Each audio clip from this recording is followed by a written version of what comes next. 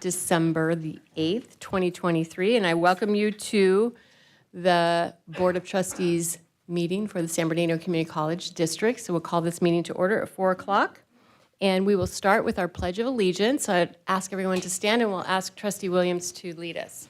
All right, please join me in the Pledge of Allegiance. Ready? Begin. I pledge allegiance to the flag of the United States of America and to the republic for which it stands, one nation, under God, indivisible, with liberty and justice for all.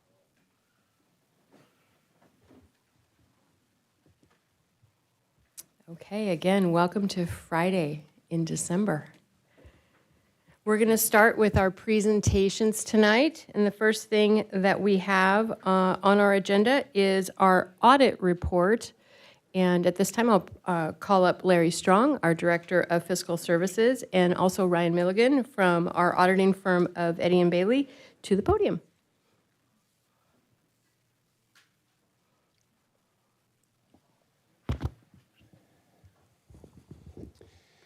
Chancellor Rodriguez, board members, thank you so much for the opportunity to share the audit reports with you.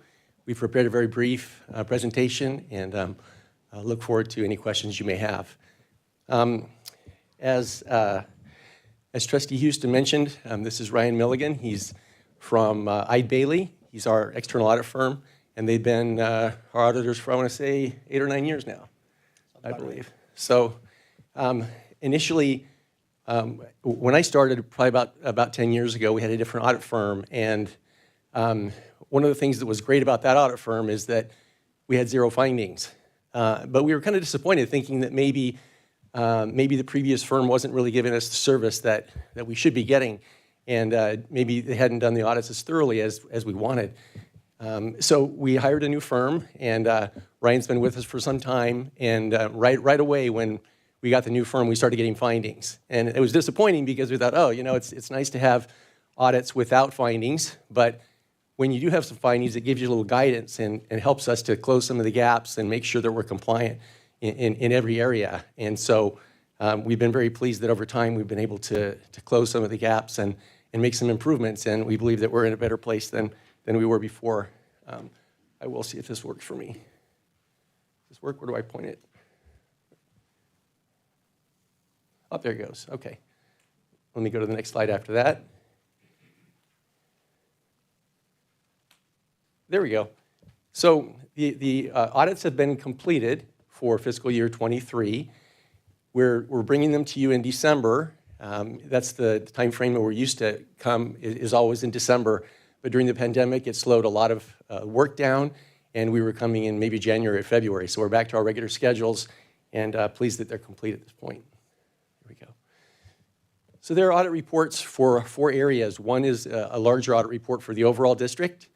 Then there's one for KVCR, and then there's one for each of the bond measures, Measure M and Measure CC, and that's what we're bringing tonight. So the district's internal auditor, Eddy & Bailey, has issued an unmodified opinion. That's the highest opinion that they can give us, and I'll give Ryan a chance in just a second to explain how the opinions work. So this is the second year that we've had no findings. We're very proud that we had no findings this year. Last year we also didn't. As I mentioned, in previous years we did. So things are getting better, and it's really a testament to the hard work at the campuses and throughout the DSO. Many people work very hard to make sure that we're in compliance and that we're following all the rules, and the audit bears that out. Also, these audits demonstrate the strong commitment of the board to prudent financial management. It's a testament to your high standards that you give the district, and we don't take that lightly. I'll turn the time over now to Ryan to talk a little bit more about the opinions. Absolutely. So as Larry said, there was 4 overall reports that we issued. Within those reports, there's a total of 8 opinions. The district report has an opinion over the financial statements, has an opinion over federal compliance and the district's compliance with the Single Audit Act and uniform guidance. And the third opinion is over state compliance, which every year the Chancellor's Office gives us a list of items that they kind of want us to poke our nose around And those items are all over the space. They could be fiscal items, they could be student service, they could be instruction, they could be IT. They really explore the entire gambit of all of the operations of the district. In each one of those three, like I said, we did give an unmodified opinion. Unmodified opinion is the highest level of assurance that we can give, that the financial statements are free of material misstatement, and also that the compliance requirements within the state and federal programs have been met. The Measure M and Measure C bonds, those also have two opinions. They have unmodified opinions for the financial statements themselves, where we take those funds out of the district's ledger, give it its own materiality, its own financial audit, and provide an opinion on that. In addition to that, we also provide an opinion on the compliance of how those dollars are spent and to make sure they are spent within the ballot language that was presented to the voters at their respective elections. And then the KVCR report just has a financial statement opinion that was also unmodified.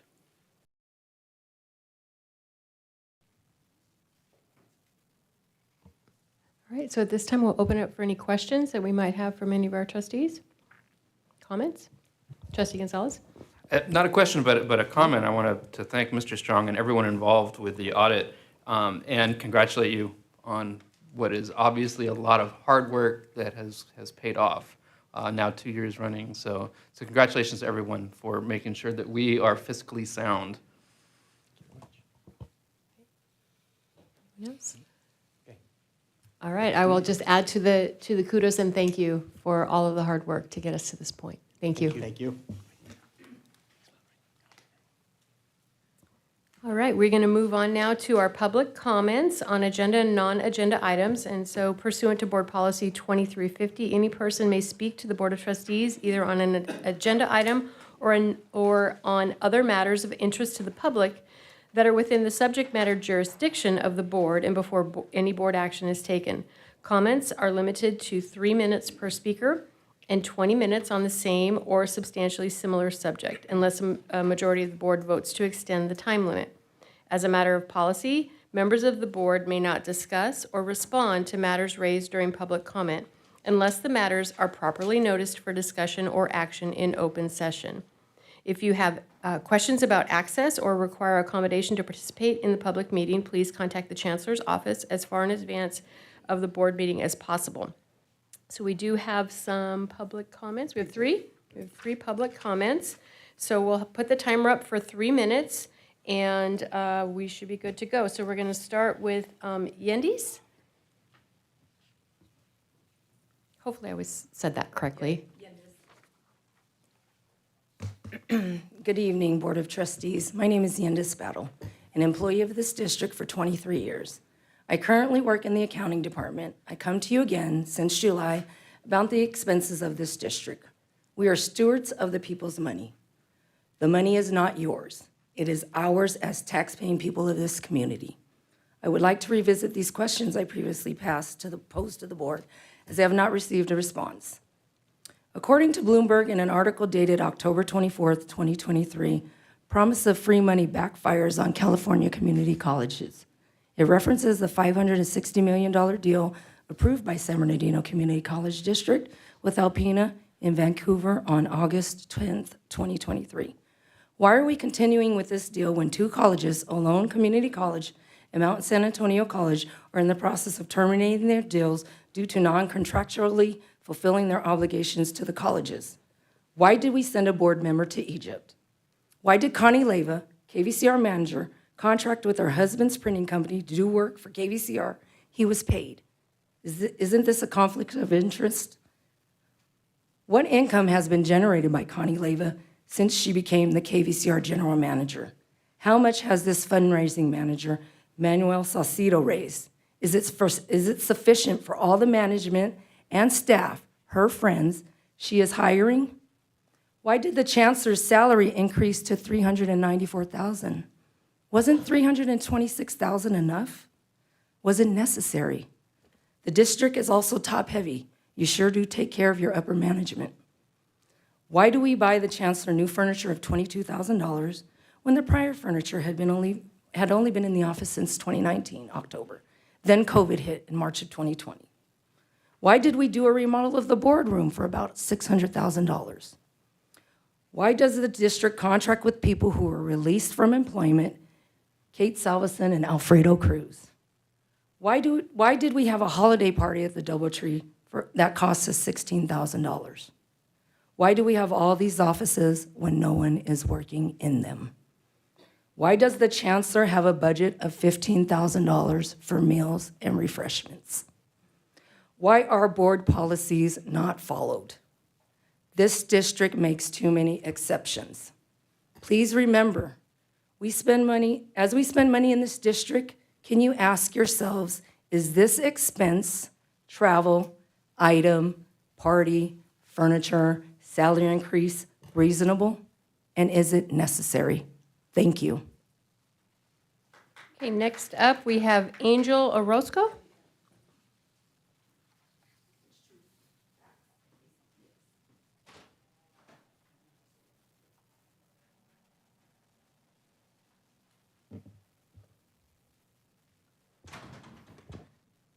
Hello, and I'm a first-year student at Valley College. Currently, I'm enrolled into the Valley Bound Commitment Program, where they pay for my education. This has given me opportunity to have educational freedom, as so does the Books Plus program.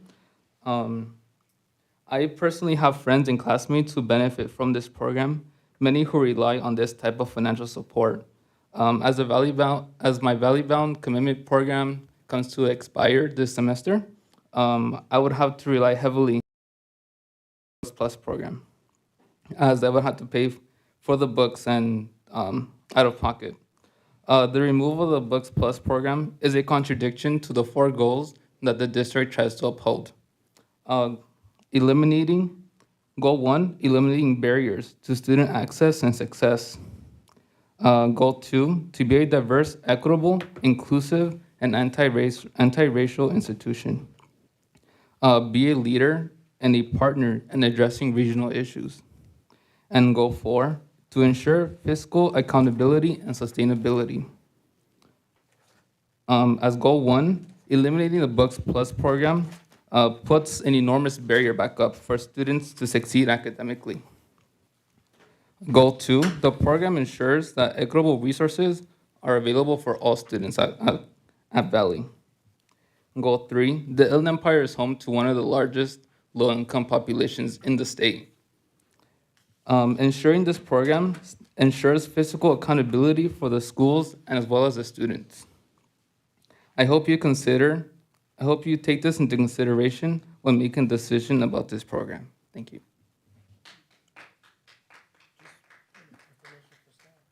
Point of information?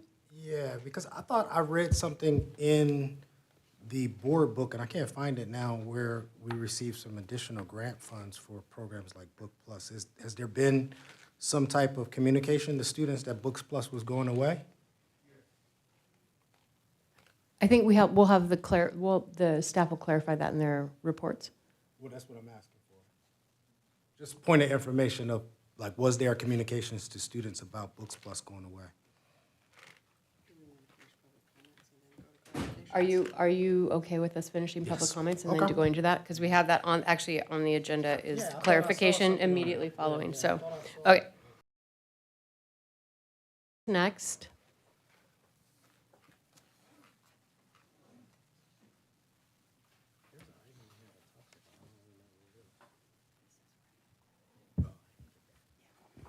Good afternoon. My name is Arturo. He, him. I am a community organizer here in the city of San Bernardino. I work with ICUC, Inland Congregations United for Change. As a representative of ICUC and in solidarity with students and parents, I am here to express our opposition to the proposed elimination.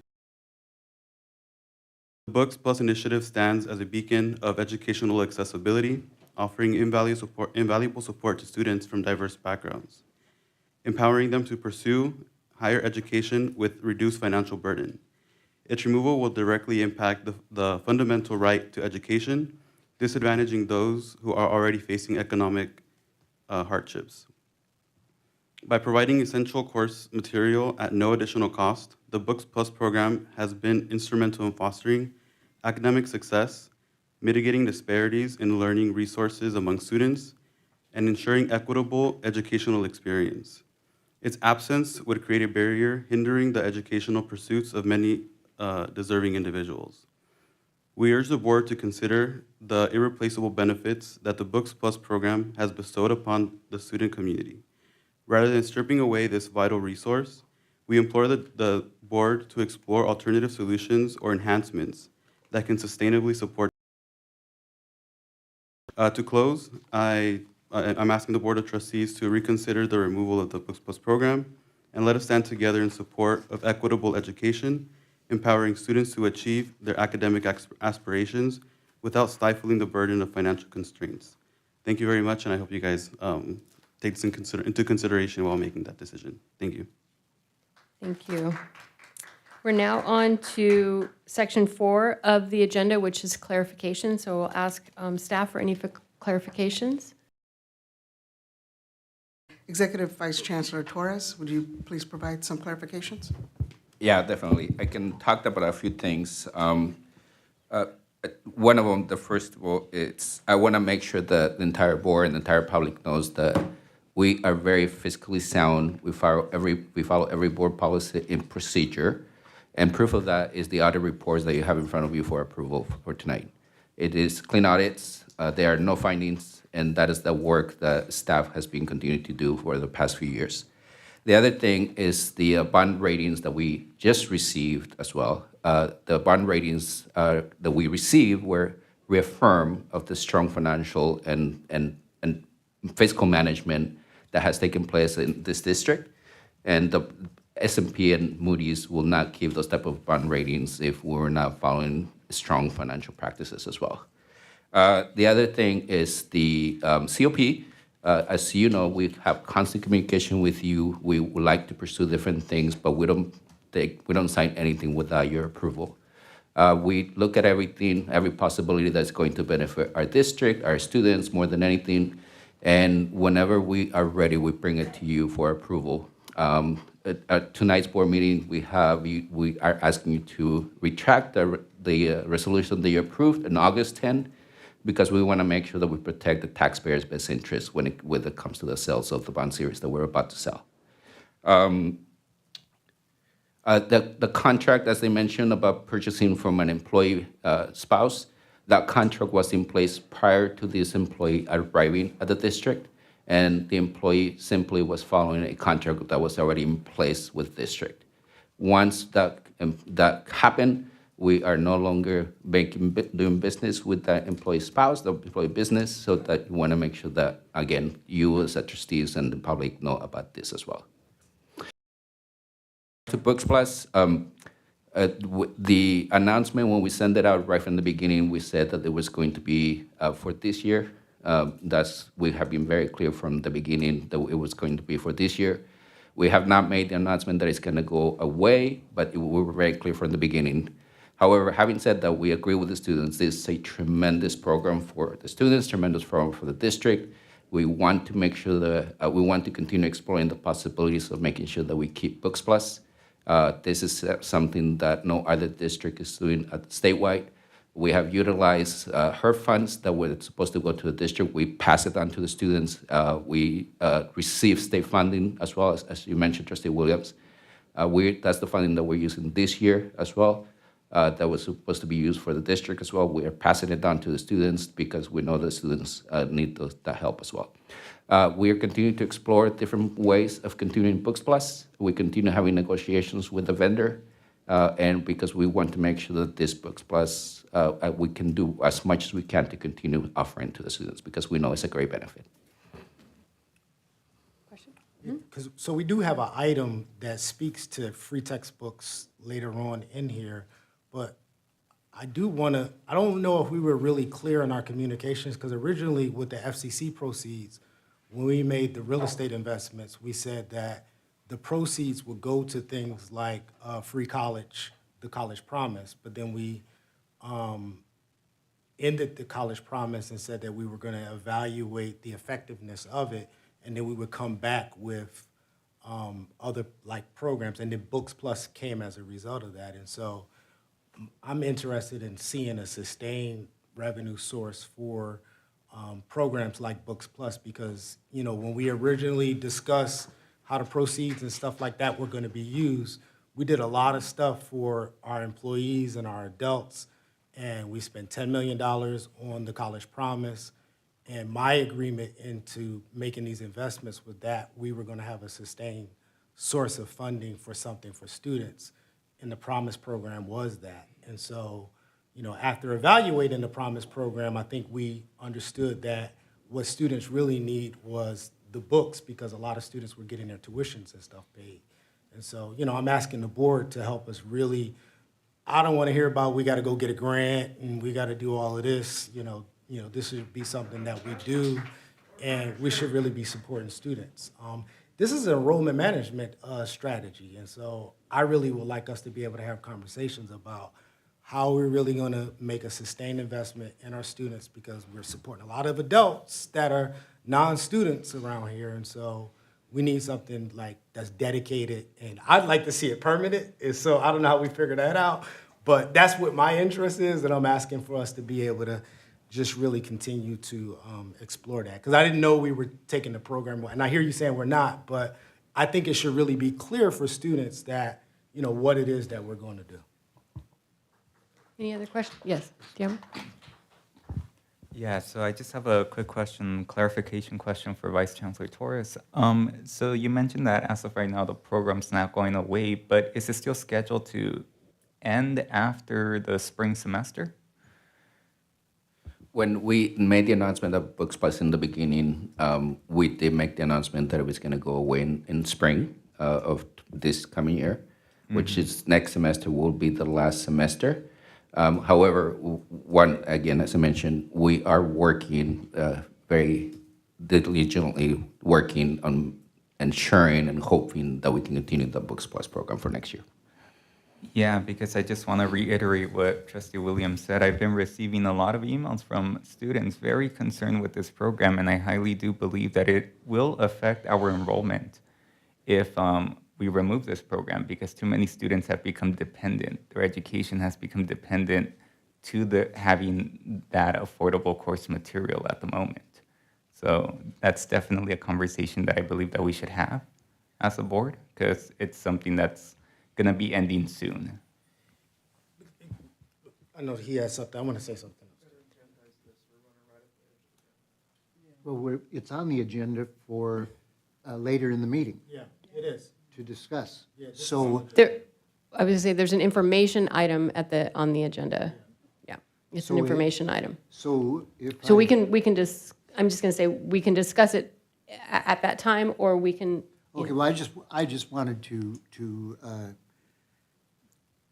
chime in on the fact that I think we have not communicated this as well as we could have, and because I look at, for example, the representative here from ICUC, an organization which I've worked with in the past quite a bit, and I am frustrated when their representative comes in and says he's asking us to reconsider ending the program, and it sounds as though the impression has been created out there that we have recently voted to end the program, when in fact that's not what's happened. It's just when it was originally created, it had not been intended as an ongoing thing, and it's clear that this board, I believe, has a strong interest, let me say, in seeing this continued, and I would only ask those people concerned about it to stay tuned in, pay attention to what's going on with this, because I don't think you will end up being disappointed. Thank you. Last comment. Last comment. The other part where it gets a little frustrating, it's not clear to me how I've requested multiple times, and I thought that there was a consensus in this, from this board, that the chancellor would work with the faculty to come back to us with a recommendation on how to sustain programs related specifically to books, and that we have not received a recommendation specifically as, and I thought we gave direction that you can collegially consult with the faculty to come back with a recommendation, and it's at least been a year since we've had it. And so now, you know, at the Board of Governors, we've had a similar item to where we've asked the state chancellor to do the same thing, and students are becoming frustrated with how much time this ZTC, because that was 7 years ago that we originally had ZTC as a conversation, and then now it's been a whole nother, 2 years after that. So it's almost been a 10-year conversation, and districts all across the state have been receiving funding for ZTC, and we still don't have full implementation of where students are getting access to instructional materials at a reasonable cost. And I'm not saying that the books need to be free, but they need to at least be affordable for students. And I've been saying this for a couple of years now, y'all, and then to be at the point where we're still talking about it, and then Chancellor came up with a very innovative solution to it, and it was great, and I just don't want to see it go away, and I'm gonna keep sounding the horn and the alarm. You know, if we have to get the governor or the legislator, we have legislators that are interested in taking on a bill for us, and so I'm asking San Bernardino Community College District to be the champion and take the lead on this and move the state in this direction to where, at least for general education books, students get their books when they're enrolled in the classroom, whether it get emailed to them, they can pick it up in the library, but a lot of our students are getting their books 2 weeks after the class started, and so I'm asking us to continue to lead and be the champion on this, and we can't be having students think that it's gonna go away if we're gonna do that, and so I really would like to hear a decision definitively from this body at some point in time is where do we stand on funding and supporting the program. Okay, for real, the last comment, was Trustee my last Harrison. comment. No, Trustee Harrison. Yeah, when we voted on this, it was with the whole idea of a great experiment. And we would learn from that experiment, how we could fund it. And we tried it for a while, right? And now we are at the stage where we need to look at how we can implement it with all the other stuff that's going on, whether we have a state budget that's in deficit and a whole bunch of other things. So I would like to see it put on the agenda for us to look at. I don't know if this is something that we can assign like to the Finance Committee. I don't know. I'm just thinking aloud. I'm sorry. But it seems to me that we said, or the concept was that we would try this. The other thing I would like to see as part of the discussion, I would like to see the data. How many students are involved? What is the success rate of having done this program? Because we're talking about, we have wonderful individual stories, but we really need that data for us to make a reasonable decision and to look at other avenues of funding for it. I think we're going to face a rough year coming up if the state deficit increases.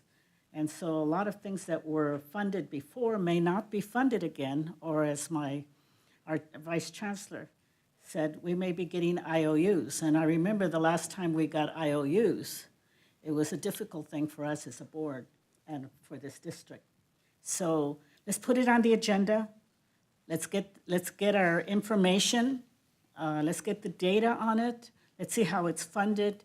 And then let's see what possible solutions we might find or accommodations. I don't even know what the criteria, free books. I know that but I don't know exactly, is there a sheet that says, in order to qualify for this program, da-da-da-da-da? I don't know that. So I think as we advocate for something, I think we need to have as much information as possible. Thank you. Thank you. I'm sorry.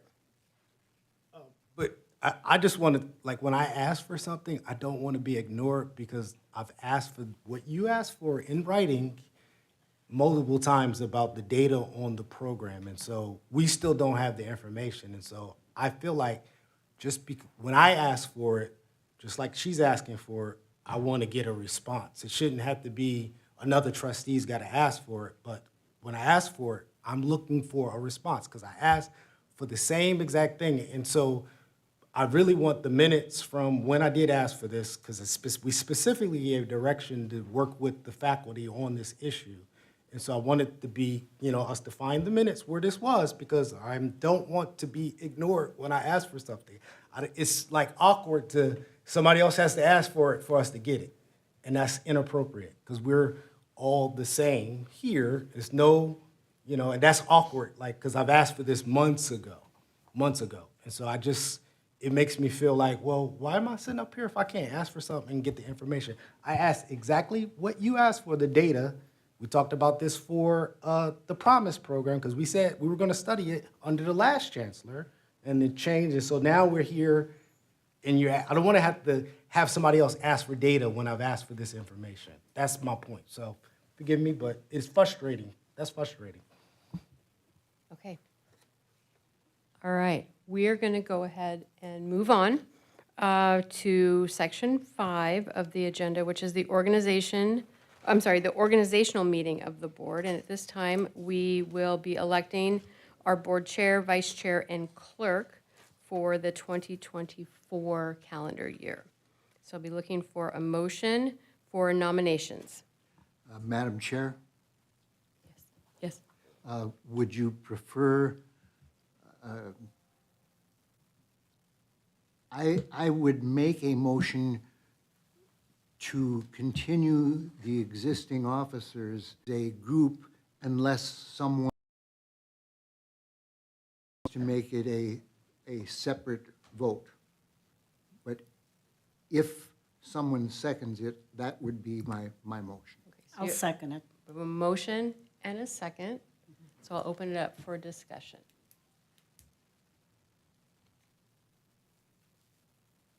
Hearing none, we'll call for a roll call vote then. So we'll go student trustee Lee, Aye. student trustee Ruiz Martinez, Aye. trustee Gonzalez, Aye. trustee Harrison, Aye. trustee Longville, Aye. trustee Verisil, trustee Williams, Aye. and chair votes aye. Okay, so we. Congratulations. Well, okay, here we go. All right, on to 5B, which is election of board representative and alternate to the nominating committee on school district organization. So I'll look for a motion to approve a nomination for the 2024 board. I think we have to name a person. There's an item. We're talking about Yeah, this one, we're right? talking about Yeah. that one, yep. You moving the Yeah. item? The item as, okay, all right. Okay, motion, do we have a second? Second. Okay, any discussion? Okay, hearing none, call for a roll call vote. Student trustee Lee? Student trustee Ruiz Martinez? Aye. Trustee Gonzalez? Aye. Trustee Harrison? Aye. Trustee Longville? Trustee Verisil? Trustee Williams? Aye. And chair votes aye. So at this time, we are on to item 6, approval of the minutes of our November 9th, 2023 meeting. So I'll look for a motion. So moved.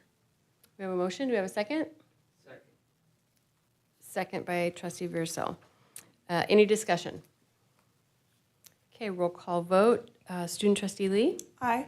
Student trustee Ruiz Martinez? Aye. Trustee Gonzalez? Aye. Trustee Harrison? Aye. Trustee Longville? Trustee Verisil? Trustee Williams? Aye. And chair votes aye.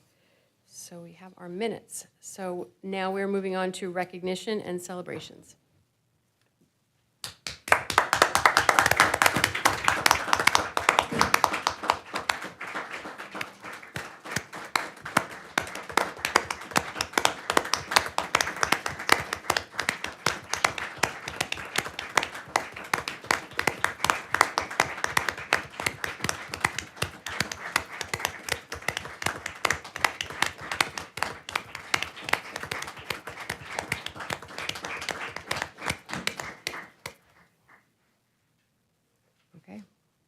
There's always a lot of those. So congratulations to everybody for that.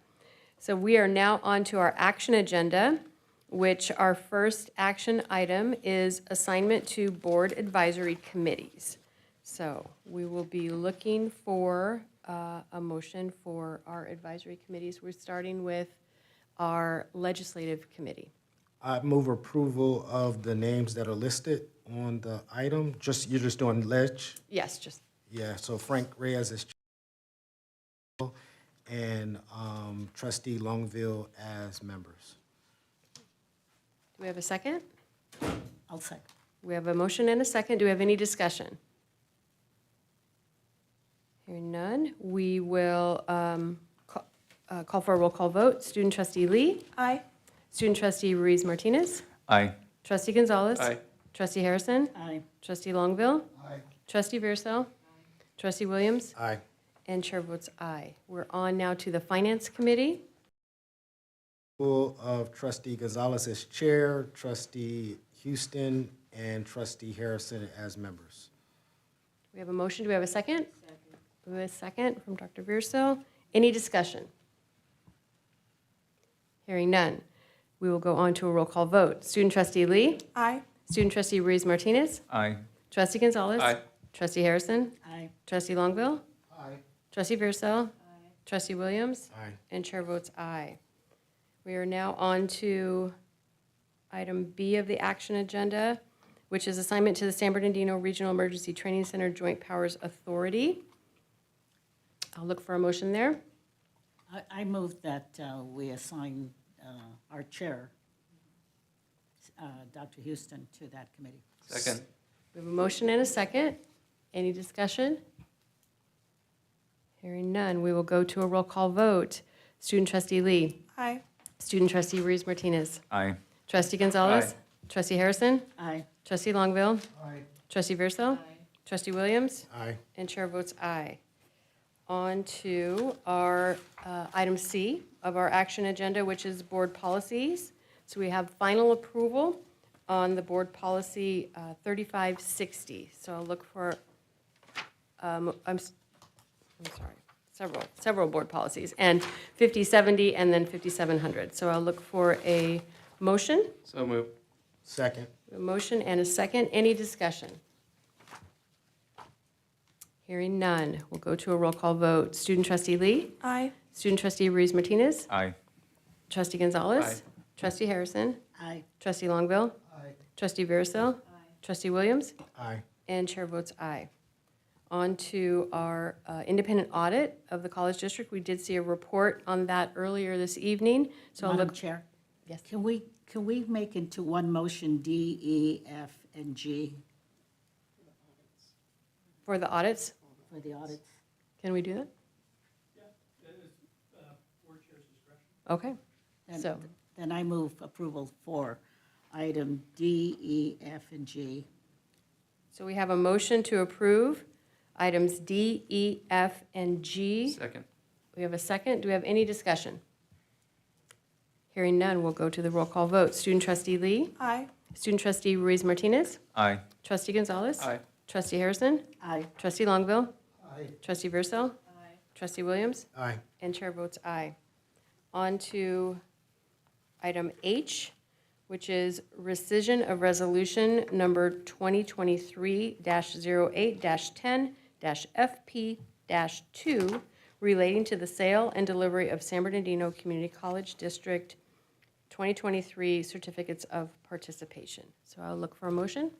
So move. Second. We have a motion and a second. Do we have any discussion? Yes, just for the sake of discussion, because Executive Vice Chancellor used the acronym, this is the item that he was referring to in his comments. The COP. Yes. Yes. Any other discussion? Hearing none, we'll go to the roll call vote. Student trustee Lee? Aye. Student trustee Ruiz Martinez? Aye. Trustee Gonzalez? Aye. Trustee Harrison? Aye. Trustee Williams? Aye. And chair votes aye.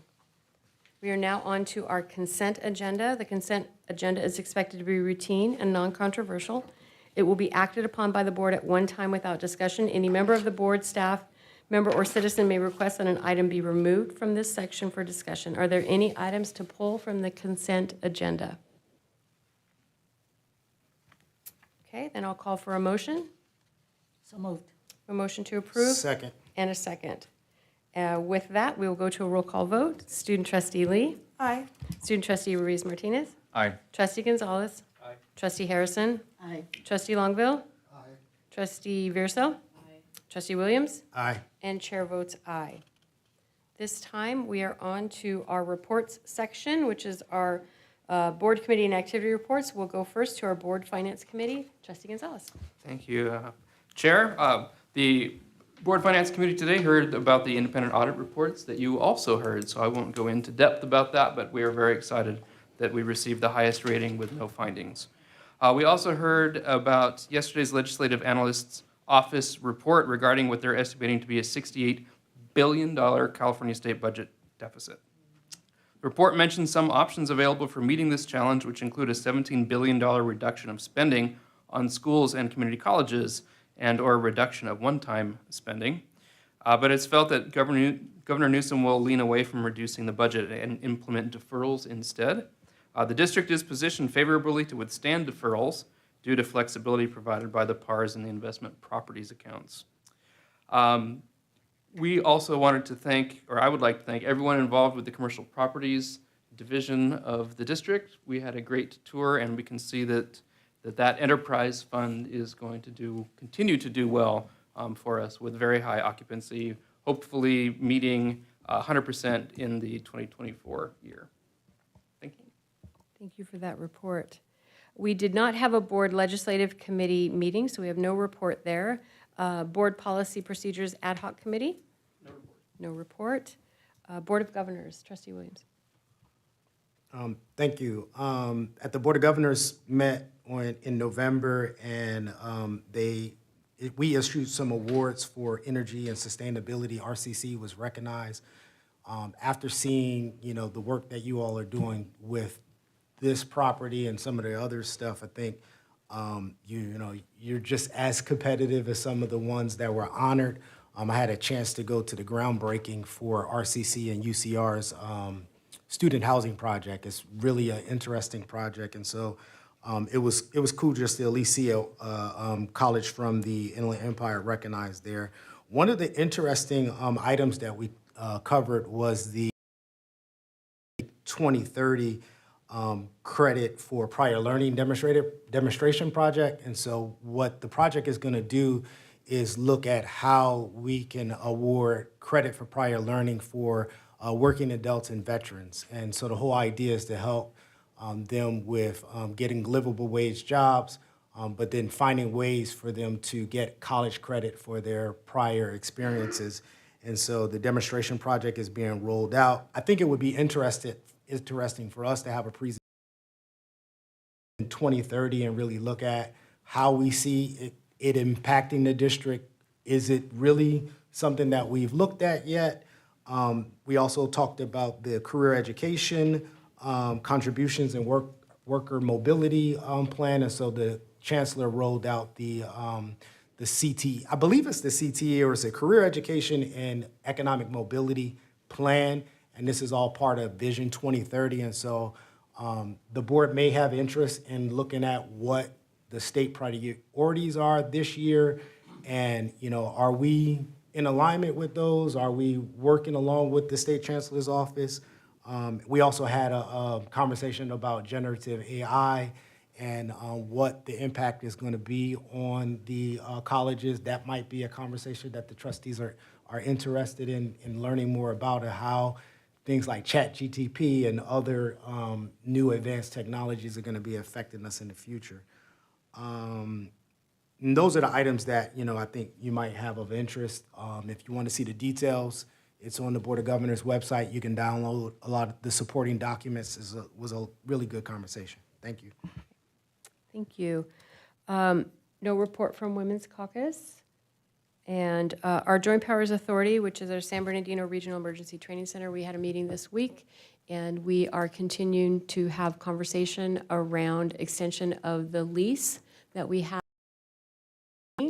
and that was funded through a grant a little over 20 years ago. But the land that the facility sits on is Airport Authority. So we are continuing with those conversations to ensure that we will be able to keep or renew and extend our lease. So that's all I have to report on that. Chancellor's report. Thank you. Well, good afternoon or good evening, everyone. With the time change, it's kind of, I don't know when it's night and day any longer. So, but we have some, what I think is exciting news to share today.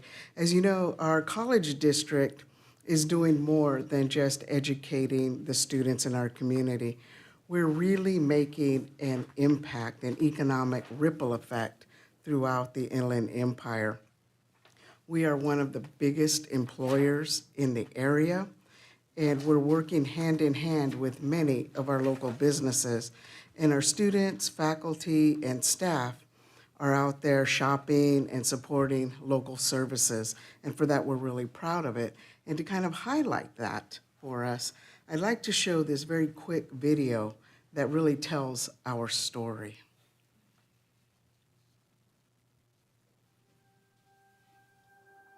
Here in the largest county in the United States, big dreams find a home. SBCCD. What do these letters spell? Opportunity. We're home to Crafton Hills College, San Bernardino Valley College, and our very own PBS and NPR public media station, KVCR. This is where our community learns something new every day. Affordable tuition, uncompromised quality, over 20,000 bright students. Every year, 2,000 of them graduate to do big things.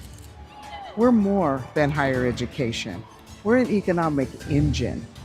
In total, we boost our local economy by $720 million every year, building things, supporting local jobs, and helping businesses grow. We also team up with our local schools so young students get a taste of college early on. Our students learn by doing. They clock in over 40,000 hours of community service a year, helping make our neighborhoods even better. And for anyone looking for new career skills or a second chance, our Economic Development and Corporate Training Center is here, welcoming everyone and ready to lend a hand. To every neighbor, every taxpayer, know that every dollar, every effort is an investment in our shared future. At SBCCD, every day is about creating opportunities right here at home. You know, when I hear and I see those numbers, it's just inspiring to see the work that you all have done and how it's paying off in our communities. And just, you know, a quick shout out to Eric Zambrano for putting the video together for us. And speaking of regional impact, I've got some personal news, I guess we can call it. In 2024, starting this January, I'll be stepping in as the board president for a regional consortium, Growing Inland Achievement, or GIA for short. Thank you. Thank you. You know, it's an opportunity, really a great opportunity for our district to have a seat at the table and leading a group of educators that I admire, president of our local CSU, our UCR, and our local school districts as well as community members, and really sharing the best practices that you all are putting into place, more of a regional, and also learning from our colleagues. So I'm excited about that idea and also sharing our ideas and learning from them as well. Now, as we roll into the holiday season, I want to take a moment just to acknowledge something that's incredibly important, and I hope it's important to all of us. You know, this time of year can be so joyful, but it can also be so difficult for so many people. And I just want folks to know that all of us here at SBCCD is here for everyone in our community. I encourage you to find joy in helping others, volunteering, reaching out to friends, or just seeking professional help. All right, remember that none of us are alone. And remember, our campus is here to support students with everything from basic needs to mental health services. Our employees, don't forget you can access the Employee Assistance Program 24 hours a day. The EAP program offers short-term counseling, advice, and support for just everyday concerns that you might have.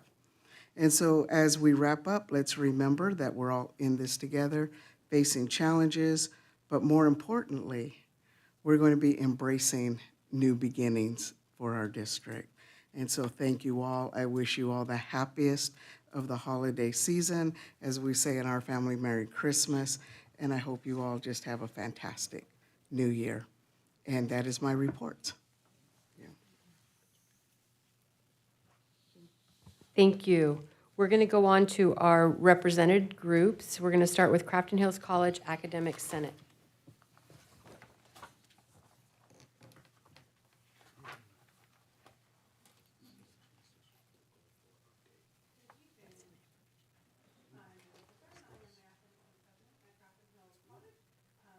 Just a, well, there, I was going to say there, well, now I can hear myself. I have a few just updates, what we've been up to this last month as we're kind of closing out this semester. So the first thing actually kind of very interesting, and the first thing on my list is about our professional development, and our Open Education Resources Task Force had an OER week. Right, which goes along with the ZTC. So it was interesting that the conversation came up. I actually have quite a few things that I think we probably could talk about, my kind of thoughts or ideas about this, but I only have 3 minutes, so we're not going to be able to get into that too much tonight, but certainly I have some thoughts about that. But anyway, it was a week, and it was, we had discussions. We met every day over lunch and talked about open educational resources. We had people who had used them in the classroom talking about how it had impacted students. The OER process is kind of in that vein of trying to reduce the cost of textbooks and resources that students have in the classroom, especially as the Books Plus program is ending. So we spent a week, faculty got together to talk about these things, what we could do, what we have used, and how it has worked in our classrooms. Under goal number 2 for inclusive and anti-racist institution, we did update our faculty ethics statement. We have finally approved the final draft of that, and it is up on our website. So if you go to the Crafton Hills website, just search Academic Senate, you can see it's listed there. And we also we're starting to draft a new academic freedom statement. We have a freedom of expression, but we really wanted to start to address, we don't really have a specific academic freedom statement. It is in the contract that we have it, but in terms of what that means. And really what we wanted to do was join it with equity. There has been a lot of discussion recently about whether this focus on equity is in violation or is in conflict with the academic freedom statement. And it was our intention to state, at least from our Senate, that we do not feel that. In fact, we feel they go together and that they are both noble causes, and we need to work on both of them together. So that was something else. It's not finished yet, but when it is, then it will also be posted on the website and in our faculty handbook. And in addition, we were very busy these last couple of weeks. We also created a statement on academic integrity, including AI, the use of AI. As AI is becoming more and more common, more sophisticated, we're seeing it more in everywhere. We decided we should probably write a statement about how do we handle this on our campus when it comes to academic work. So that is also in process. When it has gone through all the committees and formalized, then it will also be posted in our handbook and on our website. And then lastly, we've been working on our class caps document, which we did finally complete. So the Senate has made our recommendations for class caps.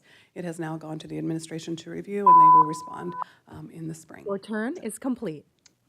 So anyway, that is all I have for this evening. Thank you. Thank you. We're on to Crafton Hills College Classified Senate. No report? Crafton Hills College Associated Students.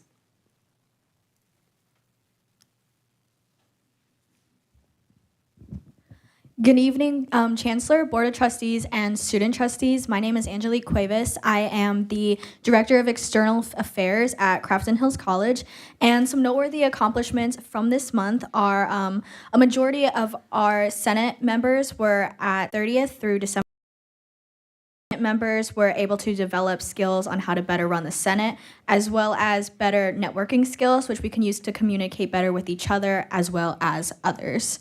At the Advocacy Academy, those of us who went were able to form closer connections with each other, which will allow us to work better as a Senate and would allow us for us to better cooperate with each other. On December 6th, our Senate held a Christmas event for the students at Crafton Hills College.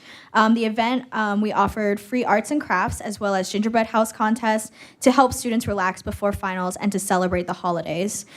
We also offered free tamales and horchata for students as well as a raffle for the chance to win meal vouchers for our Duck and Owl Cafe.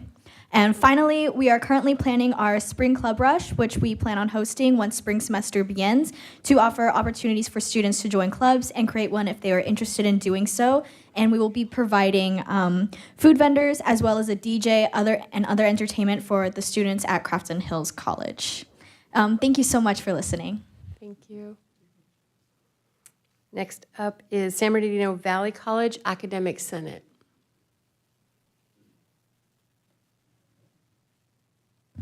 Good evening. Thank you for your time. Davina Burns-Peters from Academic Senate, San Bernardino Valley College, for one more semester. All right, that being said, more to come on that. I wanted to share a thank you to Trustee Gonzalez for your words of strict holiday party. It really showed a connection and an understanding of what we all do, staff, faculty alike, on the campuses every day. So thank you for that. Information to inform policy. I just want to recognize that the DE committee at San Bernardino Valley College recently reaffirmed and supported the need to establish, or to roll out, I should say, the refresh training for all of our faculty who teach online. This is something that was confirmed when we first put this into place. We are now, faculty have met that 3-year mark, so we're actually rolling that out in the spring and really looking forward to focusing that training in a way that they can get that done during their work hours that are already contracted. So there's more in the report about that. But related to that, we have AP 4105 coming our way soon. And I think as part of that process, just keeping in mind as a board that we need to really advocate for recognizing the need for the training within that policy because it is critical for our students. We are seeing a difference statewide. We are seeing the numbers improve as a result of training. It's really, really key. But if we as faculty don't have that in the DE committee, doesn't have that in policy and procedure to back us up, we don't have a lot to stand on when faculty don't want to do that training. So that being said, I will move on to eliminating barriers of student access and success. The conversation around ZTC OER. I just want to recognize that San Bernardino Valley College has received approval for their implementation for our liberal studies degree in social and behavioral sciences. We also applied for the acceleration portion of that grant to take on 3 more degree pathways, which include library sciences, psychology, and the film, television, and electronic media. Those all 3 were approved as well. So we have a total of $200,000 to support us, which sounds like a ton of money, but trust me, it's going to get used very quick. Point that sustainability, and this is one way to do that. And so we really need support. While we have this funding in the grant to support that, we will need ongoing support for long term in how to integrate ZTC and OER. And we see that as key there. I have some enrollment management on the report as well, but on the ZTC OER thing, I would be remiss if I didn't recognize Dr. Sawyer Houston and all of the writing for all of those grants, and all of them got approved. So thank you very much for your time. Happy holidays, and I'll see you in January. Thank you. Next up is San Bernardino Valley College Classified Senate. No report. San Bernardino Valley College Associated Students. Right here. Oh, yes. Yeah, I was granted with the opportunity to give the report for ASG for SBVC today. Just a short report.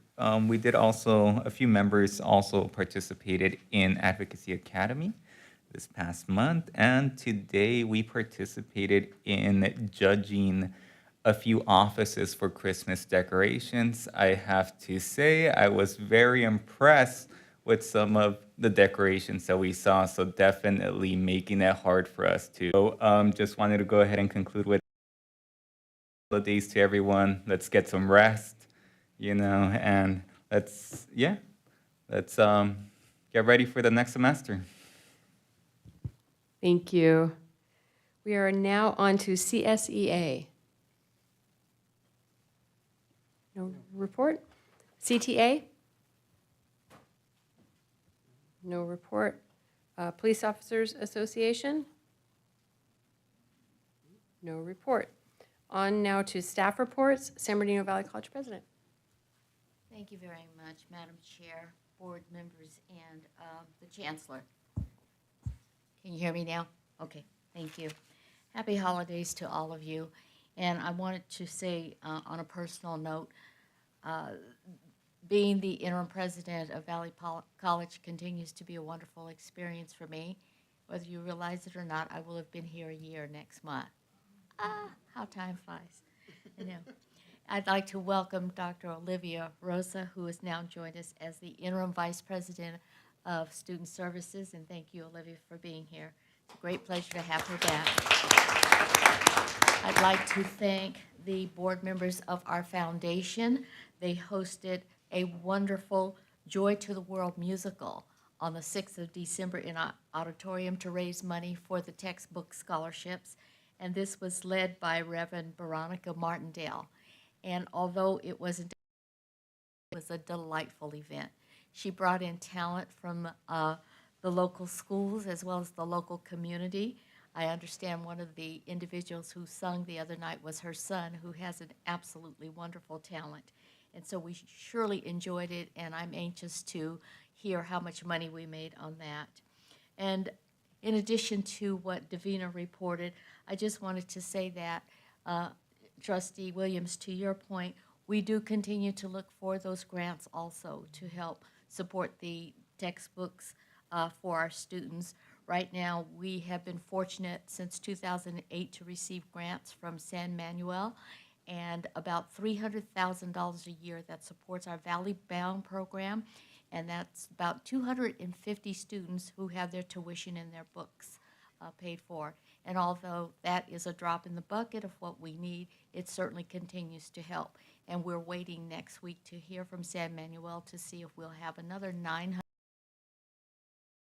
for the next 3 years. So we don't take that for granted, and we know it contributes to the whole. So, and we will continue to work with everyone towards your request and getting the information that you would like to see. I'd also like to thank all of the staff and faculty and everyone who was involved in a wonderful holiday party that we had at Valley College. And you missed a great party. We had contributions of baskets, 32 baskets from all of the departments within the college. They totaled, they were worth $10,200. I mean, the baskets were phenomenal, and we raised another $7,000 for ticket sales on those baskets. There was one basket that was a special basket from the foundation. It was tickets to the Raiders Bronco game coming up, and we all fought for that very hard. The only way you could participate in getting a ticket is if you committed to raising your donation through the payrolls for textbooks, and that was a lot of fun. Mike earned another $400 a year, which will $400 a month, which will equal $4,800 a year of additional payroll contributions. So we're very proud of that. All in all, our party was a big success. And in closing, I just wanted to say that I bought $200 worth of tickets.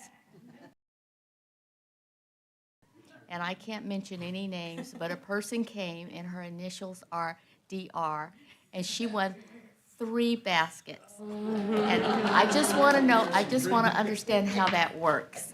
But it was wonderful having her there, and thank you so much. Thank you for that. Crafton Hills College President. Dr. Ray. Good evening, trustees. I only have one item to report on, and it's a very exciting announcement related to goal number 2, to be a diverse, equitable, inclusive, and excited to tell you that we have secured a speaking engagement with Mr. George Takei, who is the author of our One Book, One College, They Call Us Enemy, about the Japanese concentration camps.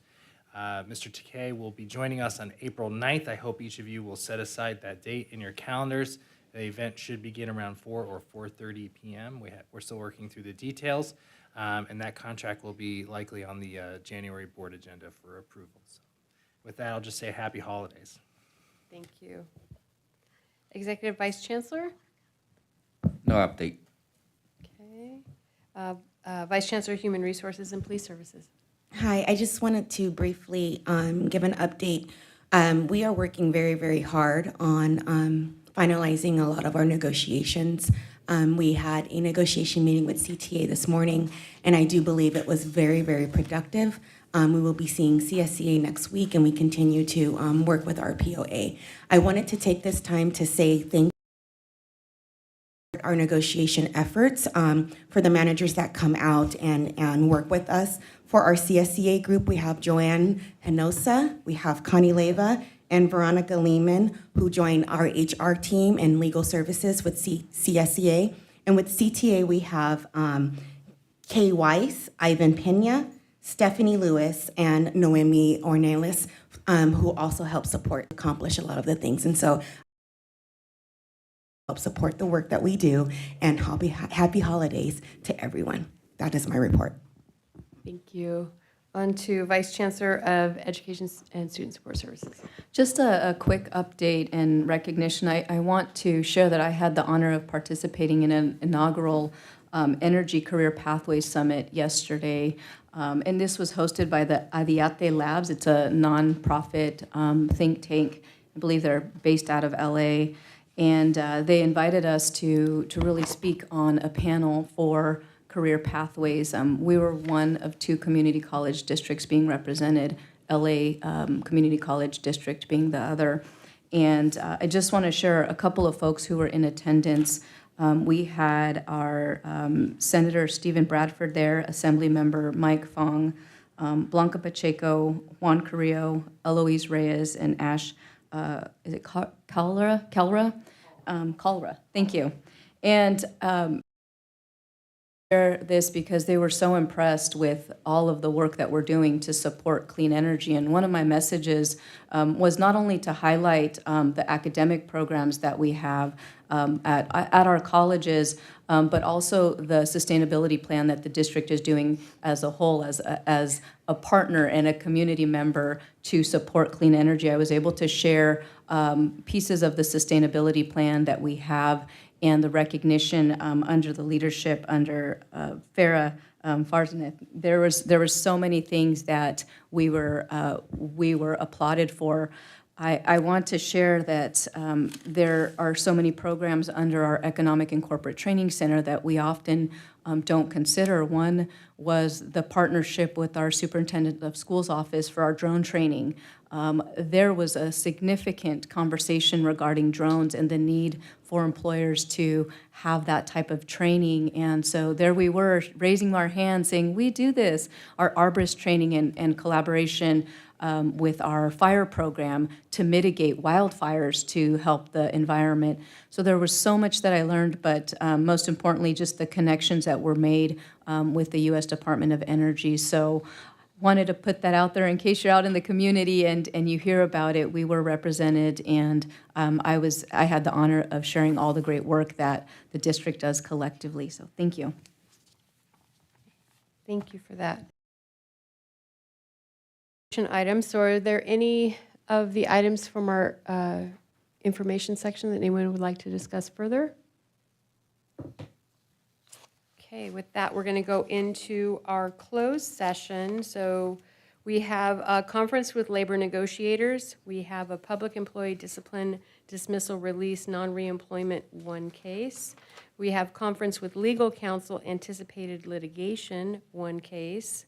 Conference with legal counsel existing litigation under different government code 2 cases, and then public employee performance evaluation for the chancellor. Do we have any public comments for a closed session? No? Okay. So with that, I would like to say happy holidays to everyone because I don't know if you'll all stay to the end of the closed session. You may decide that you don't want to hang out. So if you leave, happy holidays and happy new year, and we will see you when you come back. But if you're still here, we're going to go ahead and convene into closed session, and the time is 5:10, and we will reconvene after we are finished. So with that, we are adjourned.